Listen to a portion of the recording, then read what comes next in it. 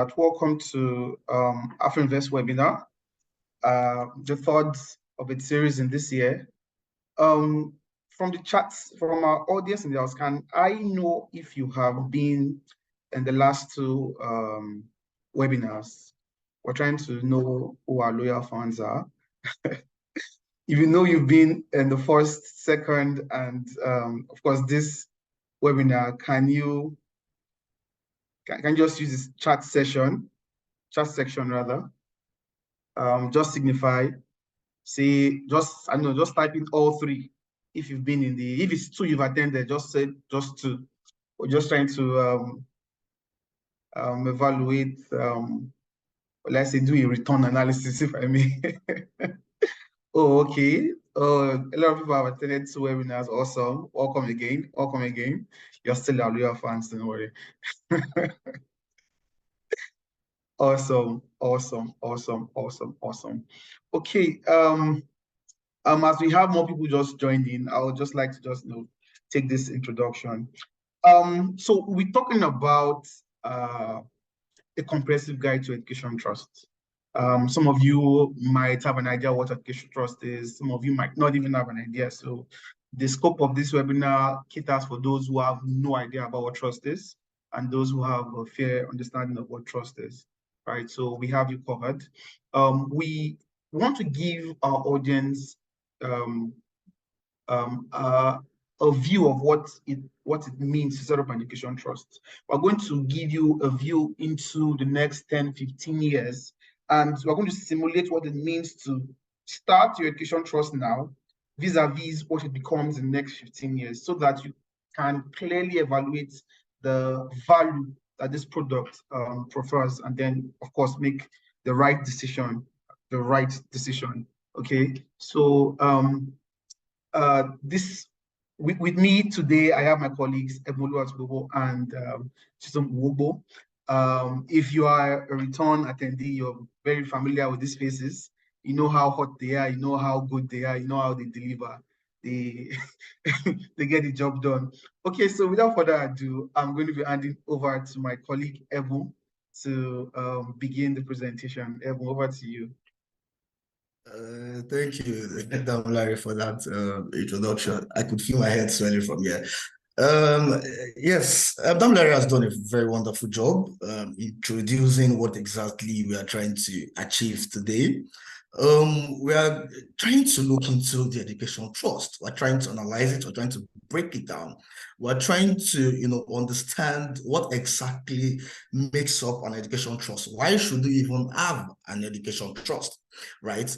So today, the course of trying to do all of these things, we're going to, first of all, try to understand what exactly the trust structure is. What exactly do we even call, a trust? We're going to also look at how the AfroInvest Education Trust works.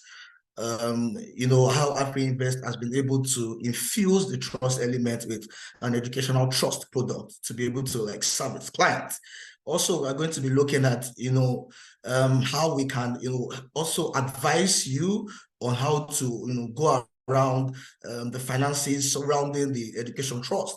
And also, lastly, we'll be looking at, the projected contributions, the mathematical element to the education trust. What exactly is a trust? We keep on hearing trust. Some even say trust fund kids, some say trust babies, so what exactly is even this trust that we're talking about? A trust, basically, it's a tripartite arrangement, a three-party arrangement, where you have a person, that is you, who is called the settlor, giving his assets to an independent third party called a trustee for the benefit of certain persons called the beneficiaries. So a trust basically is a three-person arrangement. There has to be three parties in it, where you have you yourself, the settlor, saying, okay, I want you to hold this asset. I want you to administer this. I want you to be in charge of asset. And then you give those assets to the trustees and saying, as being in charge of this asset, I'm keeping this asset with you for the benefit of certain persons who have named as my beneficiaries. And that's what takes us to the parameters for what forms it. Three main elements that a trust must possess. If not, that trust is said to be ineffective. What is the first main element? There must be a settlor. There must be someone who is setting up the trust. So a settlor, basically, who is a settlor? Is somebody who is saying, okay, I think I want to have an estate plan. I think I want to, put my affairs in order. And by doing that, I want to have a trust. So I want to set up this trust by giving an independent neutral third party, which is now called the trustee, to hold this asset. And that takes us to who the trustee is. So before some of you click the link to this webinar, you have probably seen the name Alpha Invest Trustees. So who exactly is a trustee? A trustee is, like I said, when I was defining a trust, is basically a neutral, independent third party that holds this asset, responsible for managing this asset, and ensuring that these assets are being used for the benefit by which this trust has been created. So the trustee stands in the middle of the settlor and the beneficiaries. So who then are the beneficiaries of the trust? Beneficiaries, like I said, are basically the individuals who are entitled to the benefits of that trust. So for a trust to stand, there must be a settlor who is setting up the trust, and then there must be a trustee who the settlor has given this asset to hold on his behalf, and then there must be a beneficiaries for which this asset would end up being disbursed to or being attributed to. And there are also other factors that enable a trust, or that ensures that a trust is duly constituted, and that's where we have the trust property or asset. If you remember, when I was trying to give an insight as to the definition of what a trust is, I did say that a trustee, a trust arrangement involves the settlor having to give his assets to the trustee. So for a trust to be said to be fully constituted, there must be assets. There must be something tangible for the trustee to hold on to and say, okay, this is what we are keeping, or this is what we are managing, or this is what we are investing on behalf of certain persons, which we've said as the beneficiaries. So without an asset being in the trust, how then can you then say that a trust has been constituted? So that is why it is very important that if assets to put into your trust. We also have legal formalities that constitute a trust. It's not just about the word of mouth saying, I want to have a trust, I want to make sure that my child is a trust fund kid and all of that. That has to be put in place, and most especially the trust deed. The trust deed is like the binding document between the settlor and the trustee, evidencing and showing that indeed a trust to this trust deed will be stamped at the stamp duties for validation. There could also be other documentations just to prove in effect that indeed there is a trust. So it's not just about the intention. There has to also and all other ancillary documentations comes. Besides all of this, it's very important to understand that your trust must have purpose. I like to advise my clients that what exactly are you trying to achieve? What exactly is your objective? What exactly is that one thing that you want a trust to do for you? That's where the purpose comes in. People open trust for different reasons. Some open trust for charity. They want to have some sort of investment outside from their usual structures. Some even open trust for the sake of they want continuity in their family wealth generation. Education, because some are of the opinion that I don't want anything to happen to the education of my beneficiaries when I'm gone. So I want a trust to be present whilst I'm here, so that I'm able to put something that can enable my work have a seamless education should anything happen to me. Nobody knows tomorrow. So it will be quite foolhardy for somebody to say, God forbid, when it comes to the inevitable happening. Anything can happen at any time. So this is what embodies estate planning. This is why we advise clients to look towards the angle of estate planning and try to put something in place. So having established the parameters of what constitutes a trust, and going on to the purpose of why we should have a trust, which in this case is for educational purposes. It will also be good to then understand how Afro Invest Trustees Limited has been able to bring this trust element and then infuse it with an educational product to be able to afford clients the opportunity to have something that we call educational trust. But before that, I would like us to also analyze and take a look at the schematic representation of the trust structure right in front of us. As we can see here, this diagram itself is self-explanatory. You can see that there is a trust deed at the second part of this diagram that embodies all of these arrangements. And if you're following me from the beginning, I said that the trust deed is like the constitution of a trust, because the trust deed is the one that will state the objectives of the trust, that will state the beneficiaries of the trust, that will state how the trust will be run.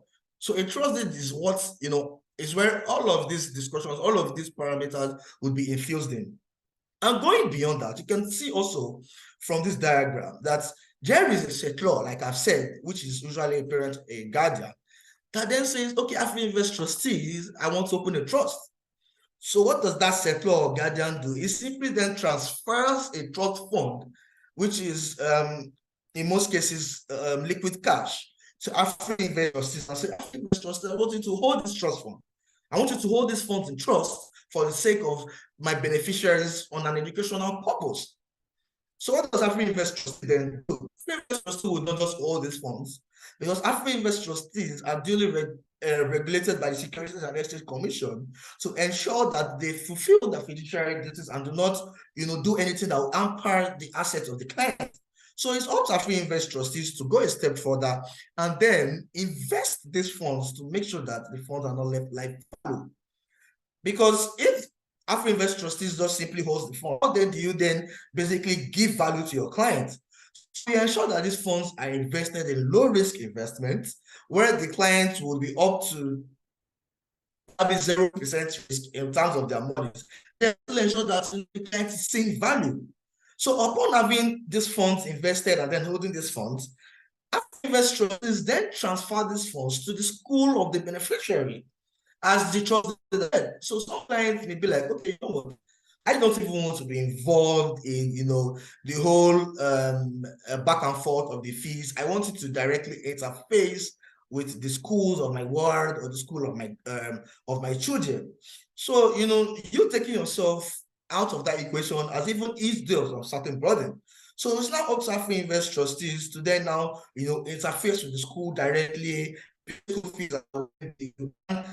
If in certain cases you also want Afro Invest Trustees to to transfer the funds for the welfare of the beneficiary, Afro Invest Trustees will also do that.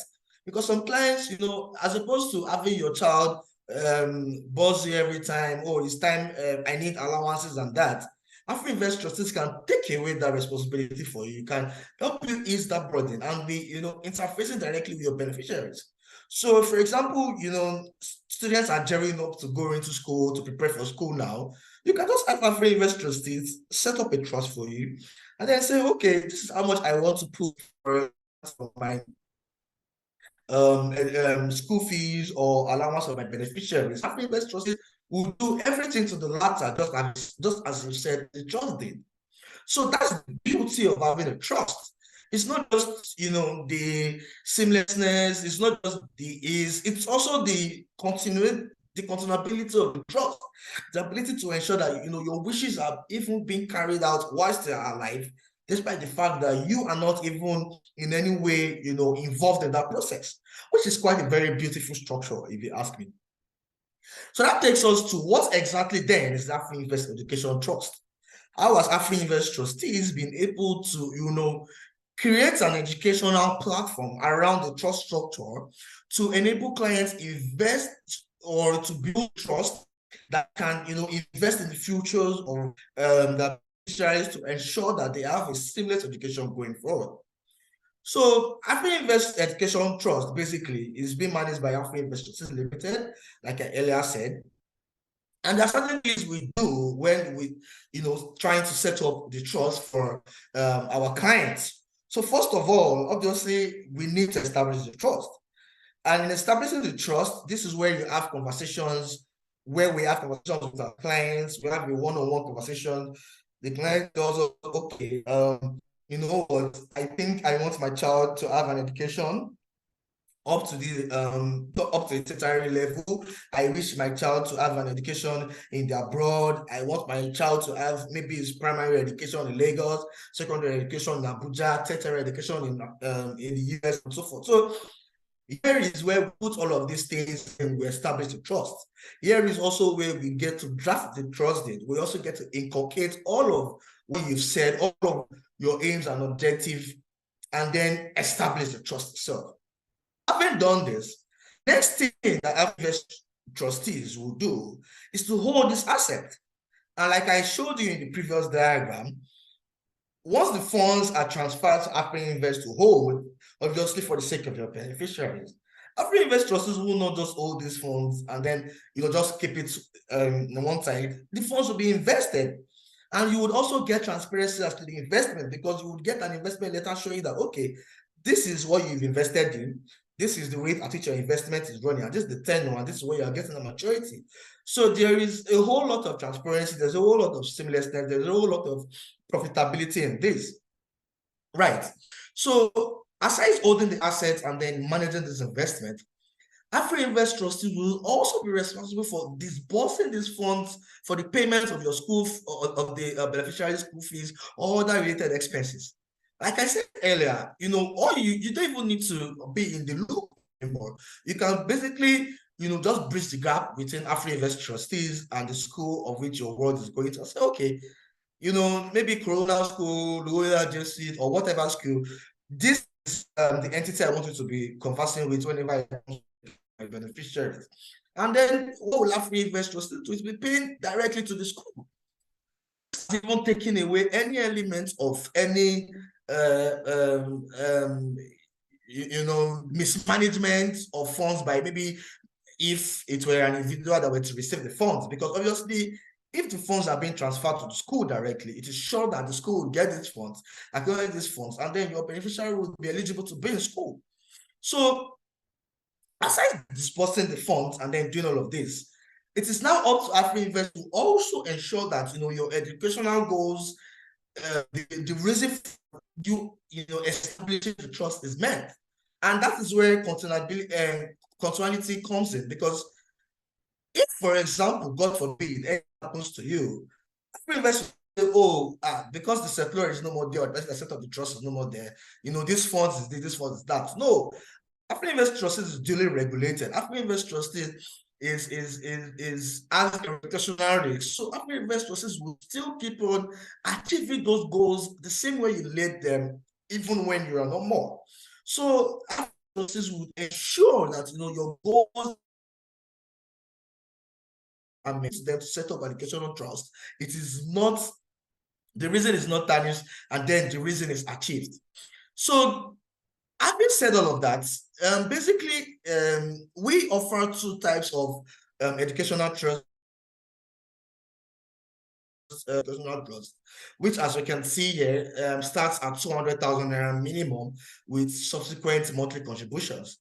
I would like to state categorically that the monthly contributions are not cast in stone. You can choose to contribute fund or trust as often as you want to, but it starts with a 200,000 naira minimum.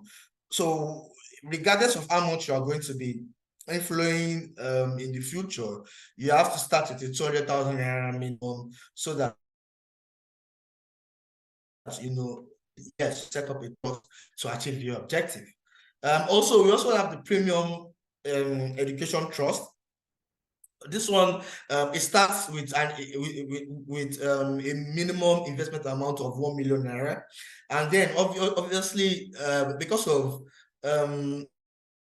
how or the implant product, there is also an insurance element to it alongside an educational plan calculator that helps you calculate your future expenses. We factor in inflation, we factor in fees, we factor in even the professionals be able to give you solid advice as to how frequent you need to fund your trust, how frequent you need to ensure that you inflow funds into your trust, and then basically everything you need to do on a future scale. So our professionals are able to give a 10 can achieve all of this. So having said that, and having looked at what a trust is, Invest Education Trust product, like I said, ultimately a trust deed will definitely all of these, and then to actually put pen to paper as to the parameters surrounding your trust. So it is a good thing that we are here. We are listening to how we can set up an education trust. We are, looking at how we can start this particular, way by applying our estate in such a good manner that it benefits the education of our beneficiaries. And that is why, on this other slide or on this other part of the presentation, which I'll be leaving for my colleague Damilare Adeogun to usher us in, we would also have a trust advisor who would be, speaking to us, advising the parents as to how we can, further go about our education trust. Thank you. Thank you so much, Evan. Thank you so much. Again, you never fail to amaze and deliver. Okay, so at the beginning of this section, I asked for those who have been to our previous webinars. So just use the chat session. If you know you've been to our previous Invest webinars, just say, okay, I've been to two webinars, 3 webinars. Just want to have a feel as to the number of audience that come back to listen to us and all that.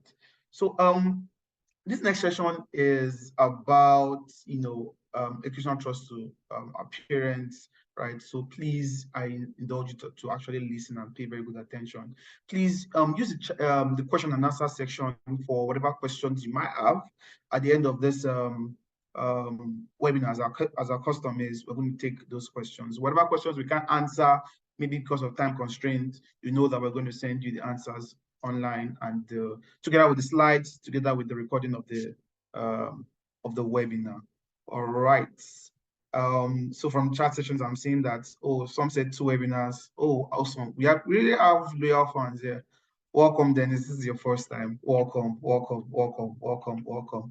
All right. So Chisom, I hope you're ready for us. Please, over to you. Thank you very much, Tammy, for a solid moderation of this webinar. And thank you so much to Ebo for laying the foundation of what we are discussing today. I also want to thank everyone for sticking with us. If you've just joined us, it's not too late.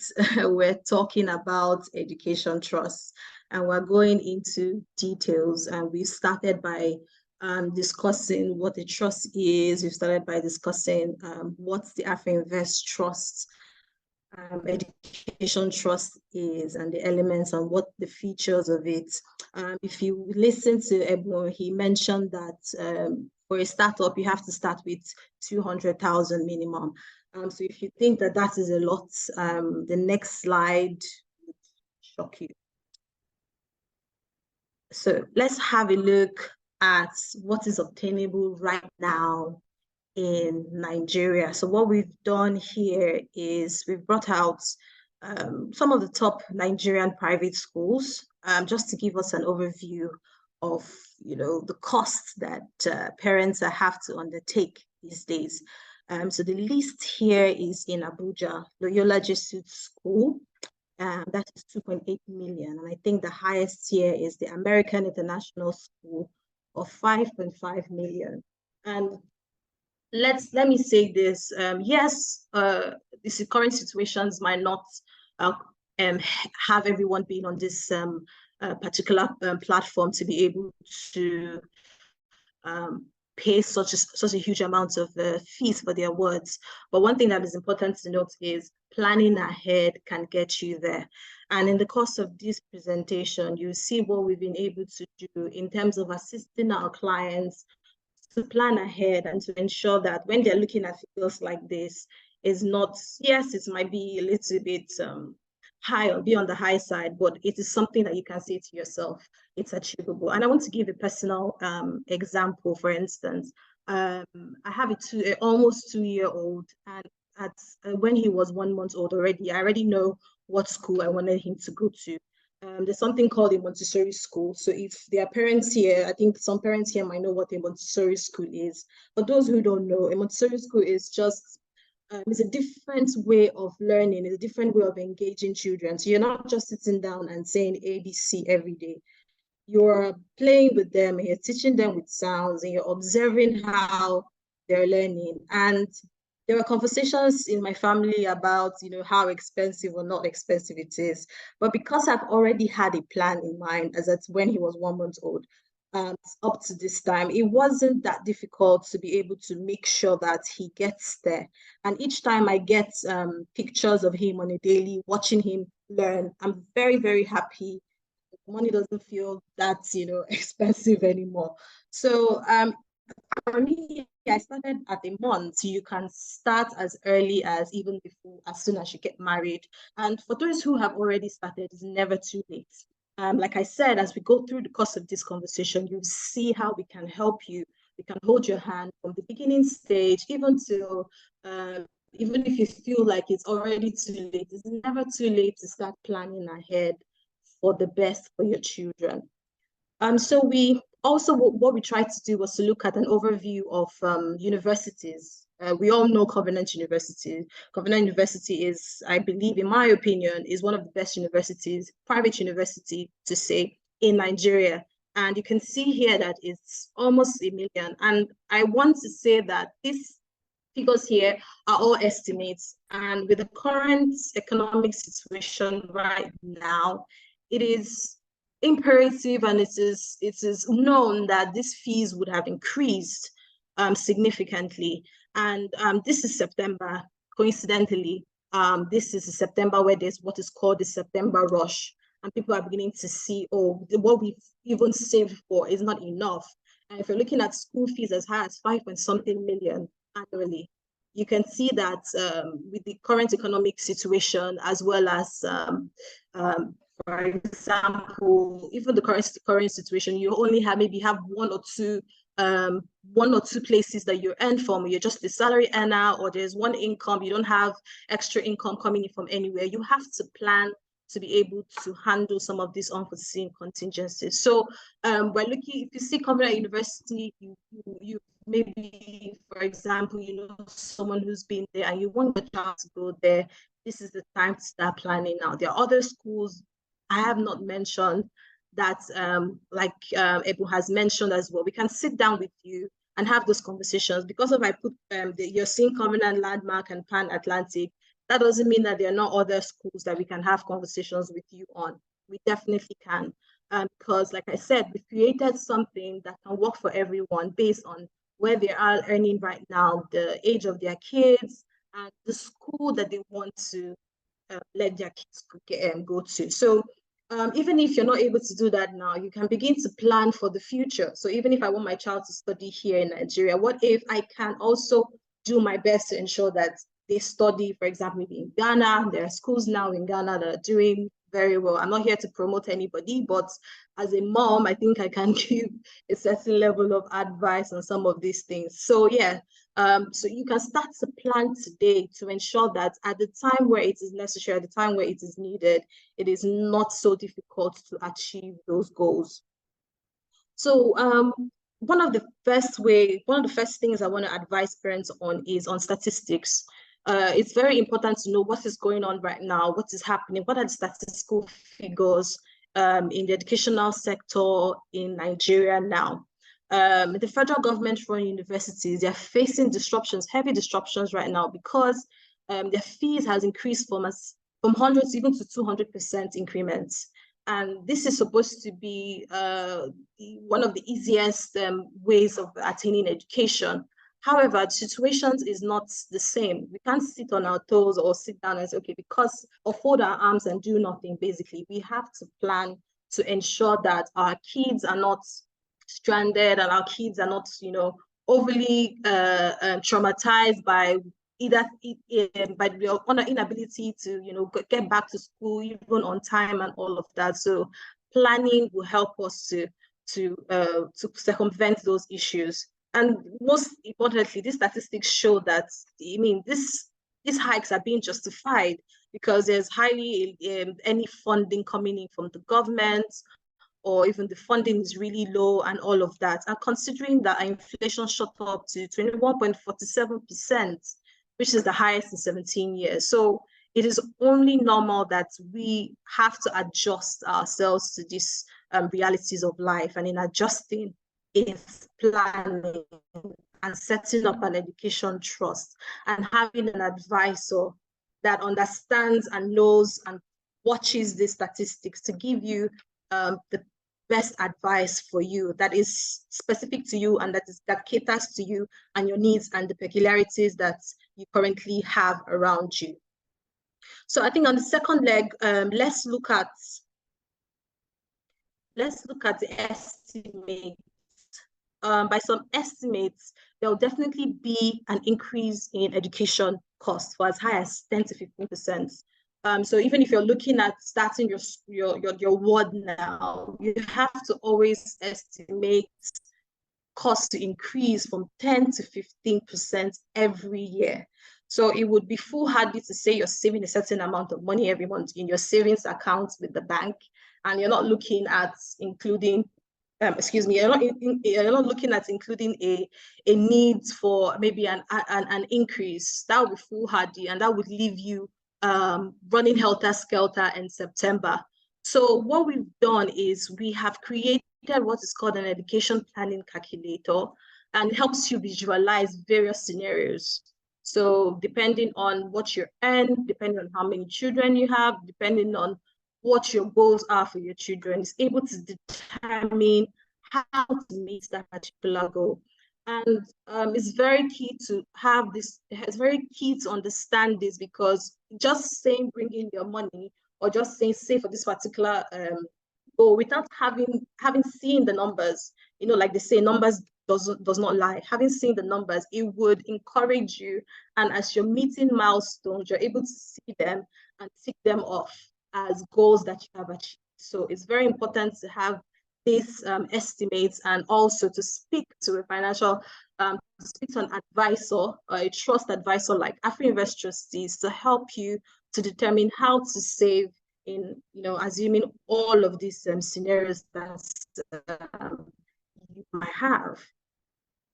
So, and it's also important to note that if, for example, your intention is to have your child go to an Ivy League school or to study abroad, like I mentioned, Ghana, there are some schools in Ghana that they don't take Ghana cedis. You have to pay in American dollars. Yes, I've seen it happen. And that is your goal for your child. You like I mentioned, you like how the educational system or their educational style would impact your child effectively. So it would also not be advisable to be saving your money in Naira. So because you are leaving yourself to various forex risks, you have to diversify your currency. And to be able to do that, you need proper advice, because building a diversified portfolio is not something you sit on your own and do. You have to start thinking about bank deposits, bonds to invest in, mutual funds, and real estate to look into, because so many people here might be listening to me now, and they might have income generating assets that they don't know, that could help with their school fees of their kids. And if it is invested properly, if it is managed properly, within the year, it can begin to bring in profits that could help or ease off the payment of fees for their children. So that's why it is very, very, very essential to speak to a financial advisor. And like I said, even if you're thinking to yourself at this point, oh, I don't think I can do this now. No, it's not. No, I think that the best time to start is now. It's not about having the conversation, it's about acting on the conversation. So if you're listening to me now, it's September, you've probably already paid school fees, or you've probably looked for ways to manage how to, get the kids back to school. And maybe it's been a rush, it's been a dent in your wallet, it's now you're listening to this is a very, very good time so that you plan for the next season, you plan for the next term, and you plan for the next session, and you're not running around helter skelter. And that's why setting up an education trust is the best thing. And the element of a trust cannot be overemphasized, because anything happens to you, the settler, it's a continuity program. It continues, and but obviously there has to be. You have to know that it is within the ambit of what has been put in the trusts. Okay, so if you have an insurance element to it, and then you can now have the insurance premium come into cover for the parts that the trust cannot cover for. So any of this, we have we are always here to have one-on-one interactions with you. Speak to us. Most times I notice that after our webinars, there's a little bit of conversations and it dies. Always have these conversations with us. We're always ready to listen and give you the best advice.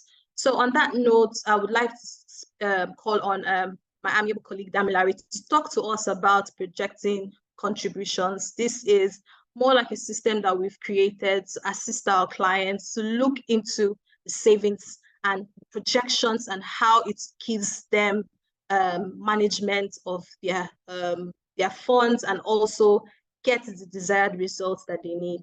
Thank you very much for listening. Thank you so much, Chisom. Thank you so much for doing proper justice to that. I see that questions are already flowing in. Please don't stop. Keep them coming.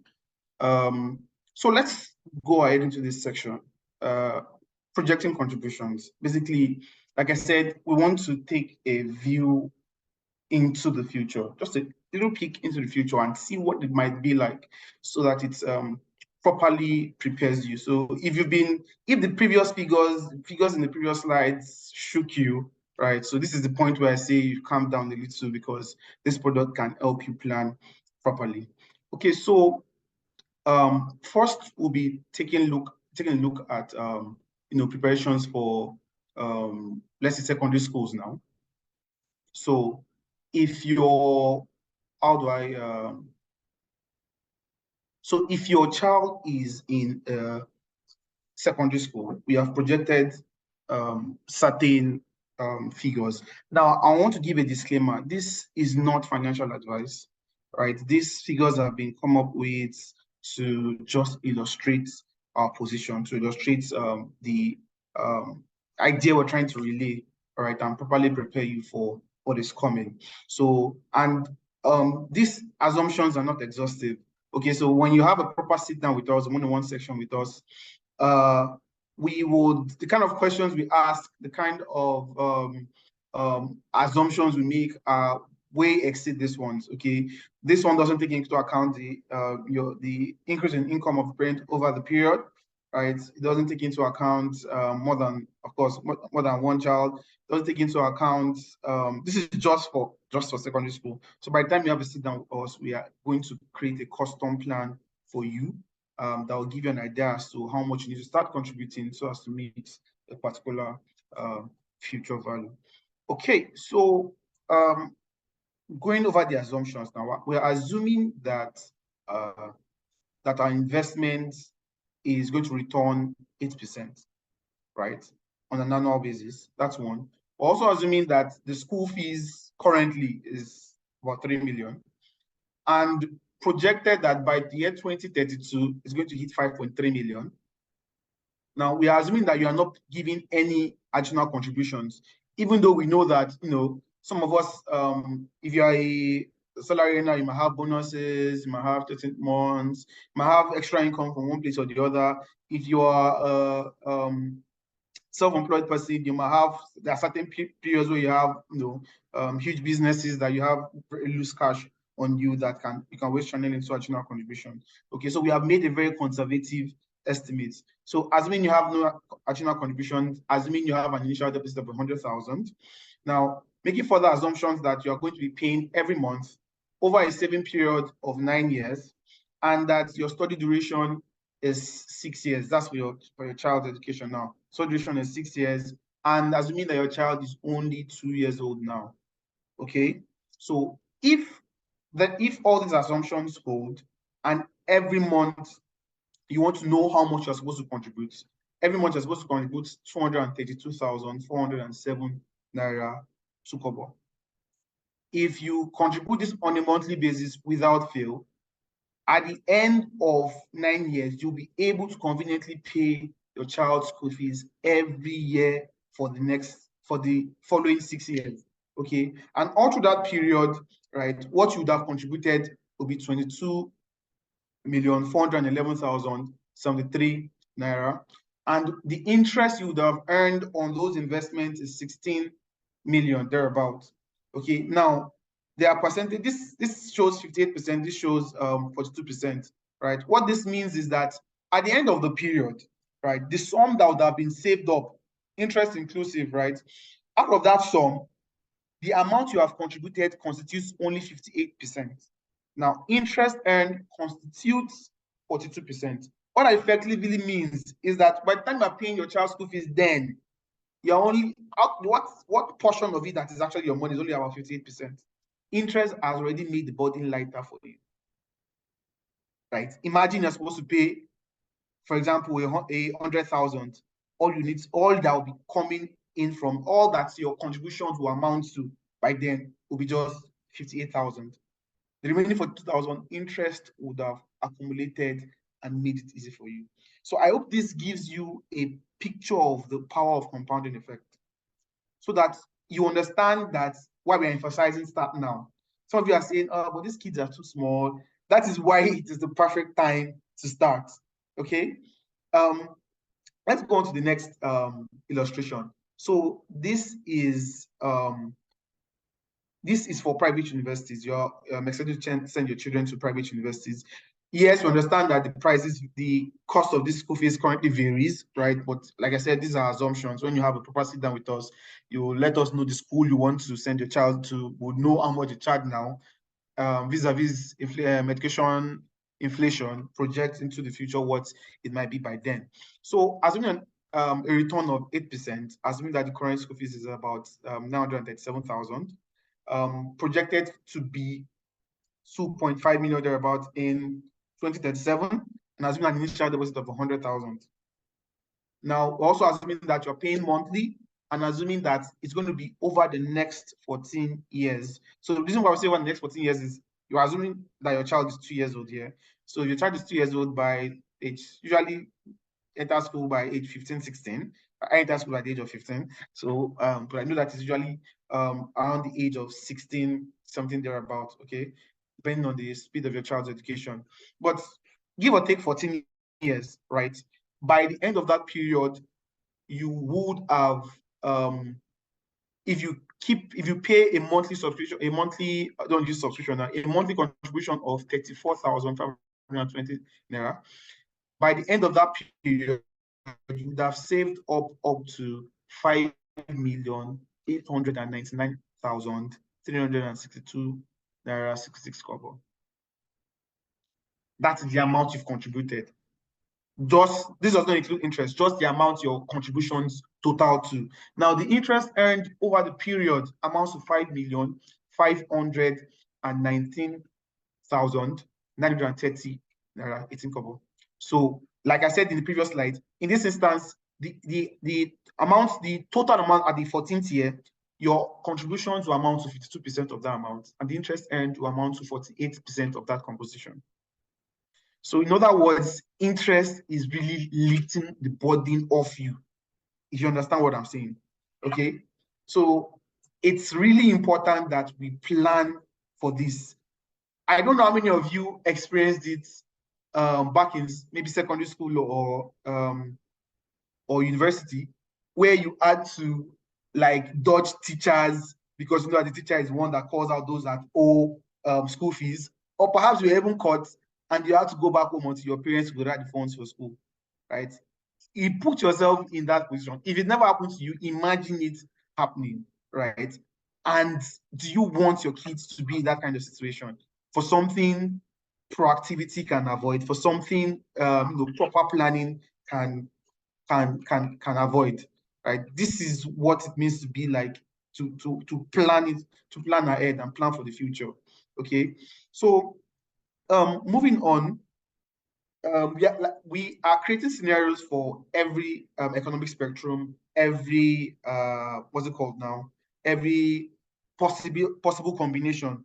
Okay, so this is an assumption that you want to send your kids to a federal university. Okay, now the other assumptions hold. 8%, no additional contribution, initial deposit of 100,000, saving for 14 years for a 4-year course, and your child is 2 years old and you're going to be contributing monthly. Now, if you contribute, of course, assuming that the fees now is 200,000 and projected to be 545,000 in the next 14 years. Now, if you contribute 6,588 naira monthly, right, over the period you'd have accumulated about 1.2 million, right, and in interest you'd have accumulated about 1,230,551 naira 86 kobo. Yeah, so this actually the distribution here is 50-50. Okay, so you have contributed about 50% of the total financial burden in the net for that by year 14, and the remaining 50% is taken up by the interest. I hope this comes across as clear. Okay, so moving on, we created a scenario for Ivy League universities. So you want your child to attend an Harvard, an MIT, a Yale, and the likes. Okay, so assuming the current school fees of $75,000 and projected over the next 14 years to be to come to $98,960. Now, here we're assuming that you don't have any additional contributions. We're assuming that you don't have initial deposits. We're assuming a 1% return on investment. I mean, the other assumptions hold true. A 4-year course, a 14-year saving period, your child is currently 2 years old, to give the allowance, and you contribute monthly without fail. Okay, so if you contribute $5,041.48, you'll be able to hit that goal. Now, the total you'd have contributed by the end of the period is $846,969.17, and the interest element will amount to $67,061.74. So this just gives you a picture as to what is obtainable based on these assumptions. Okay. I don't know if you have anyone that has any questions. If you have questions, just use the question and answer section. These are our contact details if you want to reach out for a one-on-one session. And note that the one-on-one session means that you're going to be appointing African trustees as a trustee to your child's educational trust. Okay, so this brings us to the end of the webinar. We are going to be moving quickly to our question and answer section. So let's take a look at the questions. So someone asked a question in the okay, let's take a look at the question one after the other. I saw a question that so this person says, must the sum needed to create a trust fund be a lump sum, or can it be accumulated over a period? Of course, my section answers that question. It can be accumulated over a period of 10 years, 14 years, depending on how old your child is vis-a-vis when they start school. So let me take this question. So what are the benefits of basic and premium education trust? Evan, do you want to throw some light on this? I'm sure you spoke about it, but just for yeah, definitely. So the benefits of the basic and educational trust, I would like to first of all establish that irrespective of whether you are creating basic educational trust or you are opting for a premium educational trust, it's still a trust, right? The only difference between both is the minimum subscription amount, one, and then the other incentives that come with the premium educational trust, which is the insurance element, and then the educational plan calculator, just like the synopsis that my colleague Damilare showed us a few slides ago. So that's basically the difference between the two. They are both trusts, they are both legal, they are both standing, they are both effective. However, some have the premium has quite advantages over the basic in terms of coming together with the trust. Okay, so Evan, one other question. Thank you very much for that question and for that answer. Rather, one other question I think I'd like you to take is: so, can one plan in advance for an unborn child? Oh, yes, brilliant question. I actually do even like that question. I really like that question. So yes, you can plan in advance for your unborn child. If you followed me when I started with defining a trust and I started defining the parameters of the trust, I said the trust must have certain parameters. There must be a settlor, you setting up the trust. There must be the trustee establishing the trust, that's the managing the trust. And there must be a beneficiary for which the trust funds will be applied for. So if you want to, do something for an child where that can cater or that can help you achieve that particular objective. However, you need to name a beneficiary in your trust. So there may be certain ways by which that can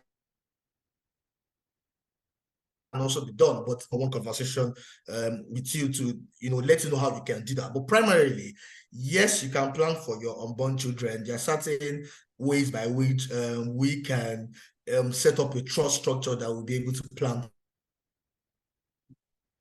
for beneficiaries. Awesome. Thank you so much for that. Okay, so this question, I think I'm going to take this one. Someone says, from your slides, the interest rates for Naira is 8%, but USD is 1%. Why is that, please? So for one, there are different denominations. If you check the market rate right now, you see that disparity reflects the reality of the market. Okay, it's just the way the market is. You don't have very high returns for USD investments compared to the Naira. Okay, so that's really reflective of the market. Okay, it's not just a bias against the dollar, if I may. It reflects market realities. Okay, so more questions. So how do you manage rising inflation with the invested funds when fees are changing constantly? Secondly, what is the coverage area in terms of education outside of home country that involve forex? Okay, so when I say inflation, if you let me take this question. Let me answer the questions rather. So if you will notice, right, the current fees differ significantly from the projected fees, right? You can check that across the scenarios we projected. The current fees differ significantly to projected fees. That tells you that inflation has been taken into account already. Because of the kind of audience we have, we don't know how many of us are as financially savvy, so we had to make it as plain, as simple as possible. Okay, so you see that the projected fees already takes care of inflation. And secondly, what is the coverage area in terms of education outside of home country that involves forex? Because that is what my colleague Chisom spoke to. You have to diversify your savings. Yes, we have dollar denominated education trust plans. Okay, so that can be a solution to that concern. So you diversify your savings such that currency or forex fluctuations do not significantly affect your ability to deliver your child's dream. Okay, so let's take more questions. So can we do a direct debit? So can you do a direct debit? That would be an instruction you can send to your bank. Yes, you can. Okay, you can do a direct debit. But the deal is that I think when the direct debit is done, you should get an alert, and you will be able to follow up with that. But yes, you can create a direct debit. A unique account is going to be provided to you, but depending on the plan you run actually, you can't do a direct debit into the trust account, and then it's going to be recognized for your child's plan.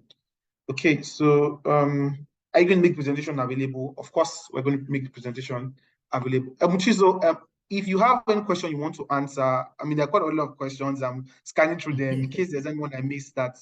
I think there's a question that applies to Chisom here. Okay. So someone says, assuming my child is going to start school this coming October, if I start the contribution now, will you be able to take care of the fees? Chisom, maybe want to answer that. Yeah, thank you, Ebu. I was just about to speak on that. So your child starts in October, and if you start contributing now, there are factors that would ensure that you're able to take care of those fees. Be that we already know how much it will cost, and your contribution to the fund is able to provide for that. Now, I don't want us to mistake this education trust fund to be maybe an insurance premium or a loan advancement. It's a trust. And the idea behind the trust is continuity, preservation, and wealth management, so to speak. So you're saving towards a goal that is very close by. So what we will do, let me just give free advice, but what we will do is to ensure that you're able to make the payment for the coming October and then plan for the next year, October, so that now that we know what the fees are, we can then project how much you would be saving monthly or a lump sum, however that is convenient for you, so that you can easily pay the school fees in the next coming October. So that's how I'm going to answer that question. And the next one I want to touch on is, can one fund towards both secondary and university education simultaneously? Absolutely, you can. That is the benefits of speaking to trust advisors like us, and the benefits of having this scenario that my colleague has mentioned. We are able to we're able to advise you on both of them simultaneously.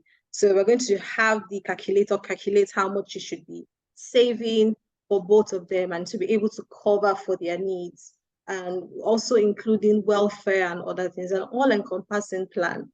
So it is very, very possible for you to do that. So you talked about if you desire foreign education university. Yes, that is very possible.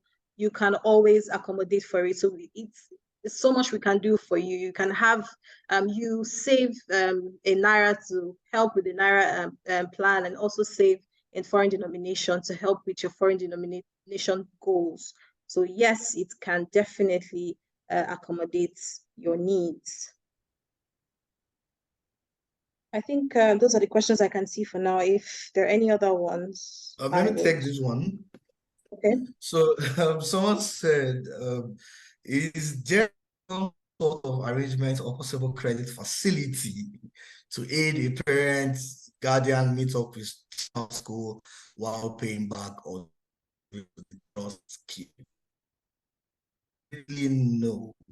African Invest Trustees Limited would only perform its obligations of the trust to the extent of which there are funds in the trust.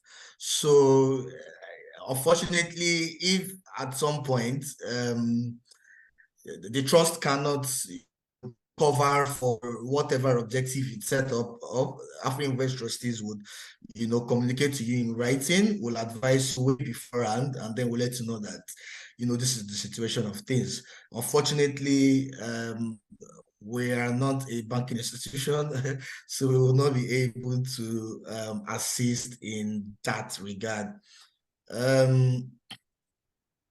So I think someone said, what's the minimum amount for the dollar plan? Good question also.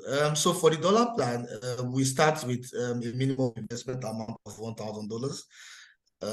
And then obviously you can make monthly or, well, it depends on how frequent you want it to be, contributions to the trust fund. Another person says, if my child is one now, can I start saving for her to attend a private university or a state university? Absolutely. In fact, that's even the whole essence of why we're here. It's not necessarily for parents that are looking to pay school fees this month or next month. You can also start planning now for future school fees payment, which obviously that your ward or your children will have to pay. So it's a brilliant idea. Yes, you can start saving towards that now. It doesn't matter, where your child is now, as far as there is a plan, as far as you have a plan and a funding mechanism to it. Danny, do we still have time for more questions? I think we have one more. I'm seeing an interesting question I'd like us to take. So it says, Yeah. if I enter into a 9-year plan for a 3-year-old child, can I access the money before the 9-year mark? So do you have a response for that? Or? Yes, absolutely, absolutely. So there is no, so it's the trust, right? It's your, well, you are the secular, you're the one that inflow in the money, so we cannot prevent you from having access to your monies. However, what I would like to say, or where the caveat here is, your funds are going to be invested in low risk investments, right? Like I said, and most low risk investments are fixed deposits. That is, they have a particular time for which you are supposed to leave those funds in. So in as much as, yes, you can have access to the funds, it's very important for you to note there are pre-liquidation charges, which an investment management firm or an investment company will charge you if you want to liquidate the investment before the maturity period. So in as much as from our own end, personally as trustees, we are not going to penalize you for saying you want to withdraw any amount. However, the investment which we will be using definitely our subsidiary Afrinvest Asset Management may be compelled to charge you a particular percentage of a liquidation fee should you choose to want your money which has already been invested before the maturity period. Awesome. Yes. Awesome. Thank you so much. Thank you. Can I also quickly, yes, can I also quickly add that because I've been seeing a lot of questions surrounding can I take my money out? And someone also said, can I use to buy shares? Let's always understand that the idea of having education trust is for the education of your child. It defeats the purpose to think about withdrawing the money for any other thing that doesn't concern the education of the child. Like I said, we're not going to say no, but however, the purpose and the goal, you have to look at the goal and keep your eyes on the goal so that the benefits, the child benefits at the end of the day, and you also have a stress-free education plan for your child. So it's important that we have that at the back of our minds when we are deciding to set up the education trust. So thank you. I wanted to say that quickly. Thank you very much, Chisom. This brings us to the end of the webinar. We understand that we're not able to take everybody's question, but we promise that we will do so in our follow-up email, where we'll send you the recording of the session, the webinar slides, and answers to these questions that that have been asked. So again, we say thank you for spending the last 1 hour with us. We have one more webinar before the year runs out, so please stay tuned. Those of you that have been joining since the beginning of the year, you have always, liked our webinars. You always joined our webinars. We say thank you. We have one more webinar for the year, and we hope to see you there. Okay, thank you, everyone. Bye. Have a wonderful day. Thank you.